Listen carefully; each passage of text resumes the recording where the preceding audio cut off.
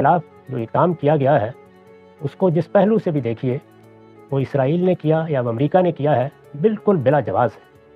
اس کے لیے جو استدلال کیا جا رہا ہے اس کے پیچھے بھی کوئی اخلاقی دلیل نہیں ہے۔ جوہری ہتھیار اگر نہیں ہونے چاہیے تو دنیا میں کسی ملک کے پاس بھی نہیں ہونے چاہیے۔ اس میں کوئی شبہ نہیں کہ جوہری ہتھیار رکھنے کا سرے سے کوئی جواز ہی نہیں ہے۔ ہتھیار وہی ہونے چاہیے جو مقاتلین کے خلاف استعمال ہوتے ہیں، کمبیٹنٹس کے خلاف۔ غیر مقاتلین کے خلاف استعمال ہونے والے ہتھیار قتل عام کے ہتھیار ہیں، اس وجہ سے بالکل ناجائز ہیں۔ خود ایران کے رہنماؤں نے، اور مذہبی رہنماؤں کا میں ذکر کر رہا ہوں، یہی فتویٰ دے رکھا ہے۔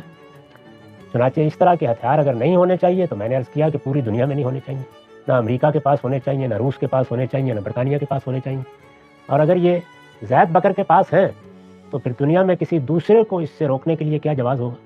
اس لیے میں نے عرض کیا کہ یہ حملہ، اس حملے کی دھمکیاں، اس کے لیے اب تک جو کچھ کہا گیا اور جو کچھ کیا گیا ہے وہ سراسر بلا جواز ہے۔ اور جب بلا جواز کسی کی جان لی جائے یا جان لینے کی باتیں کی جائیں تو یہ نہ جنگ ہے، نہ جہاد ہے، نہ کوئی نیکی اور خیر کا کام ہے۔